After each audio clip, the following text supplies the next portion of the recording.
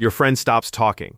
The silence suddenly feels like a verdict. 4 seconds is barely time to open a sugar packet. Yet in conversation it can feel socially radioactive. Nothing happened. That is exactly why the brain gets busy. Picture the conversation as two people passing a tiny red baton. You speak, finish, and silently offer the baton across the table. Most handoffs happen fast enough to feel almost invisible. Across languages, answers often begin within a few hundred milliseconds. That timing is astonishing because building speech usually takes much longer. Your listener is planning while you are still finishing, so a smooth exchange is not random noise. It is a cooperative timing act both brains predict together. Now let the baton sit untouched beside the coffee. A quarter second passes. Maybe they are choosing words. Half a second. Maybe your joke did not land. 1 second. Maybe they disagree but will not say it. 4 seconds. The blank can hold practically any meaning. Silence supplies no label, so your mind supplies several. Did I offend them?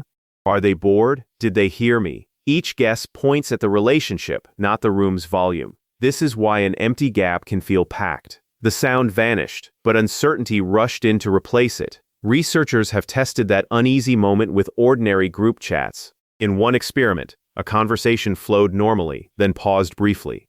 The pause lasted 4 seconds, small enough to seem harmless. It still lowered participants' feelings of belonging and social validation. They also reported worse mood and a sharper sense of rejection. Some did not consciously identify the pause as the cause. Their flat pink brain courtroom had already admitted it as evidence. That result does not mean 4 seconds always equals rejection. It means broken flow can quietly change how connection feels. The baton stops moving, so the cooperative rhythm becomes questionable, and people are extremely sensitive to whether interaction still feels shared. But timing is not one universal stopwatch strapped to humanity. A cross-linguistic study found rapid turn-taking across 10 language communities. It also found meaningful differences in how long transitions lasted.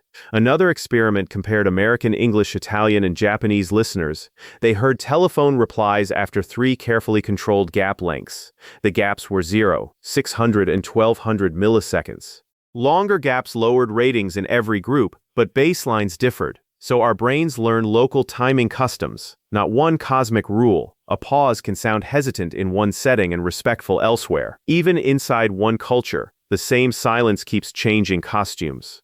During an argument, silence can feel like punishment. Beside a grieving friend, it can feel like care. Between close partners, motive changes the emotional result. Recent relationship studies separated chosen, comfortable silence from pressured silence. Freely chosen silence tracked with more closeness and positive feeling.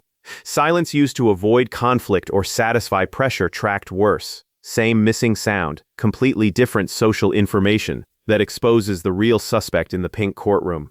We do not automatically fear quiet itself. We dislike uncertainty when the moment seems to demand a response. The expected handoff fails, and the blank offers no explanation. Your brain then searches faces, posture, history, and context for clues.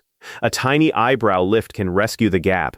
A nod can say, "I am still with you." Even a soft "whom" keeps the conversational baton visibly moving. Listeners use these small back channels more often than we notice. They are verbal receipts, message received, relationship still online. Remove them, and 4 seconds can feel much longer. Not because time changes, but because prediction has nothing to hold. This also explains why video call lag feels uniquely cursed. The person's face arrives, their answer stalls, and intentions blur. A technical delay gets misread as boredom, confusion, or hostility. The wire caused the silence. Your social brain judges the person. Once you know the delay is mechanical, much of the sting disappears. Cause gives the blank a label, and ambiguity loses room. So what should you do when a real conversation goes quiet? First, resist treating your fastest guess as a verdict. Look for context before assigning motive. Maybe they are thinking, overwhelmed, distracted, or remembering a name. A gentle take your time can turn uncertainty into permission. Or simply let the silence be shared instead of inspected. Back at the cafe, your friend finally looks up. They were trying to remember the actor from last night's movie. The coffee stayed warm. The relationship never actually broke. The red baton was not rejected. It was only resting. That awkward feeling was your brain protecting connection with incomplete evidence. And once the cause arrives, the courtroom quietly dismisses the case.